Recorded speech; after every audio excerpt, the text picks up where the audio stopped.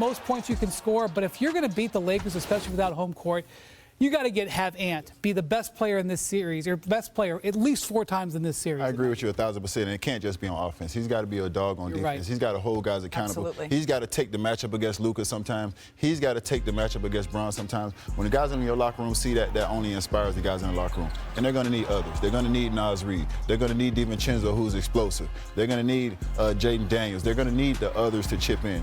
Do they win this series? I don't know, but I agree Ant-Man has to be the star that shines the brightest in this series. And how will he handle the double teams, right? He's one of the most blitzed and double-teamed players in the NBA. It's a good thing we have a couple more days for UD to cook up some breakdowns. Just 5 for 3. That's what he's been doing. Show us how it is going to be done here. Hey, before we go, we just wanted to wish a very, very happy birthday to the legend Kareem Abdul-Jabbar. Go. 78 years young here. NFL Live is coming up next. I know every team had a chance if Steph's on the team. Green, Curry, 3, good!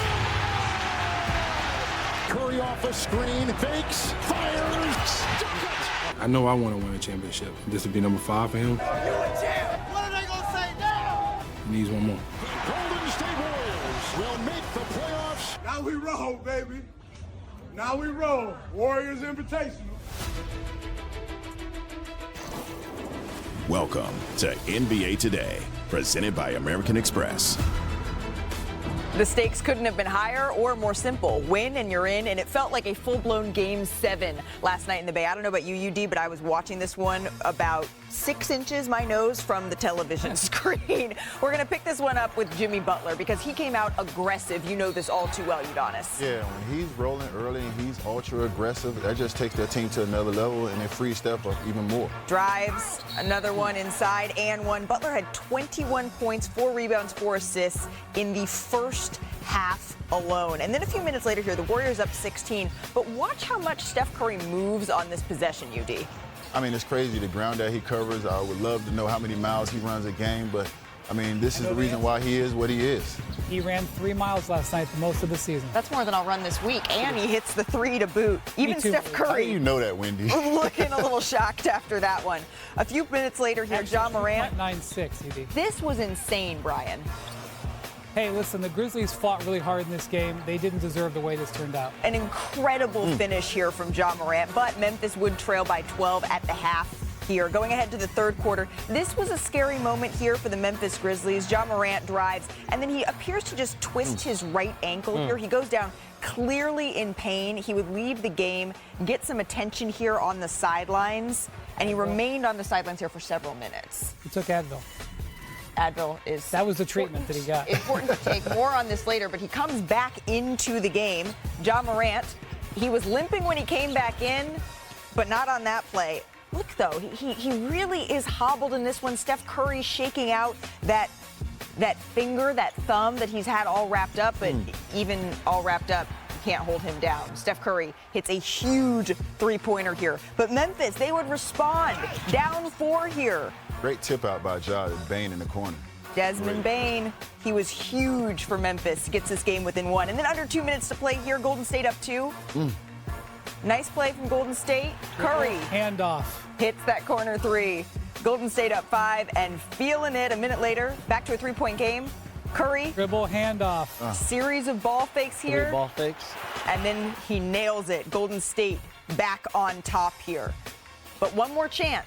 3-point game here for the Memphis Grizzlies. I need to go to my Mississippi meter. 1 Mississippi, 2 Mississippi, 3 Mississippi, 4 Mississippi, 5. Oh, is it a 5-second violation? Well, that's what was called. Golden State gets the win. Here's Jimmy Butler on his new partner in crime. Every team had a chance if Steph's on the team. So I get to play Robin. That's my Batman, and I don't know who else is. We got all the villains over there, Two-Face and Joker and Riddler, everybody else in the Western Conference. But we got a lot of games to win. He's been here before. He understands the nerves and the adrenaline and the expectations, and none of that rattles him. You can tell he's a dog and a winner and loves these type of environments, and it brings the best out of him. What does the nickname Playoff Jimmy mean to you, though? Yeah, he's different. He's different. Oh, just how different. What does it mean when the Warriors decide to add some firepower and get Jimmy Butler in the lineup?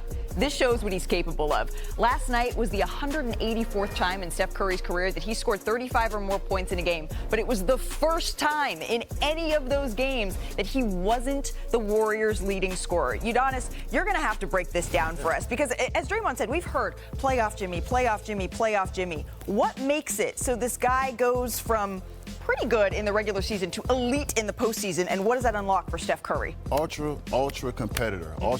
When the lights are the brightest, that's when Jimmy shines the lightest right now. If you look here, Steph has the ball. He throws it. Now freeze it here. Once this ball goes to Draymond right here, every defender should be face guarding their man. Draymond is a passer in this situation. He is not going to score. The first thing they did was turn ahead. Jimmy is an underrated cutter. I think he doesn't get enough credit for the way he cuts to the basketball. He sees plays and he's ahead of those plays. Now you get back. We talk about Jimmy. I love that they freeze it here. They set Steph to set the pick and roll so they know his man is not going to hedge off him. That means Jimmy's going to get 2 feet in the paint. This is when Jimmy feels the most comfortable, but Jimmy is a pass-first guy. He finds Draymond. This is the symbiotic relationship that they've had for years. Steph coming off that pitch. We've seen that over and over. Game time. You know what it is. Chef Curry does what he does best. These guys, I've never seen two guys that have not played together seem like they've played together forever. Right. They've literally just really built the relationship and fast-tracked it to see that they've like he's been there the whole time. So right. I love what they've been able to do offensively. They have a hell of a stretch against a good defensive team, but I think they can put some points on the board if these two guys can play at that level. And that's why Draymond Green is saying, okay, now welcome to the Warriors Invitational here. But you need a little bit of experience as a group, getting through it, going through the mud in order to get to the mountaintop. This team, they have played in pressure-packed moments since acquiring Jimmy Butler at the trade deadline. But Steve Kerr, he spoke about their upcoming first-round matchup against the Rockets last night. It starts on Sunday. Let's take a listen together. I tried to downplay it a little bit before the game, but we desperately needed to win this game and get 4 days. Our guys have been basically playing knockout games for about 3 weeks, and one high-level game after another. We get to go to work and try to beat a great team in a 7-game series. There's nothing better. Okay, so the Warriors have some experience in this matchup, and the odds makers are leaning in that direction. Golden State favored to win this series, according to ESPN Bet. Now, the Warriors are the second 7 seed to be favored over a 2 seed in the first round in the last 30 years here.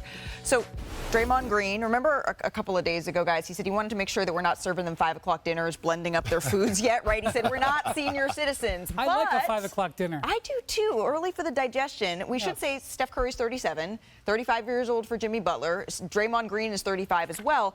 Do they have enough here? We know they have enough experience, but do they have enough to beat Houston? They have enough, absolutely. There's no doubt in my mind that they can beat Houston. This is not your average 7 seed. In fact, I kind of suggest eliminating the word seed from your Western Conference analysis. But the Rockets are going to be tough. I see a lot of people saying today, boy, this really worked out for the Warriors. They lost on Sunday, yeah, but now they get to play the Rockets and not the Lakers. I don't see it that way at all. I think this is going to be a really tough matchup for them. If for no other reason than Houston is big and strong in the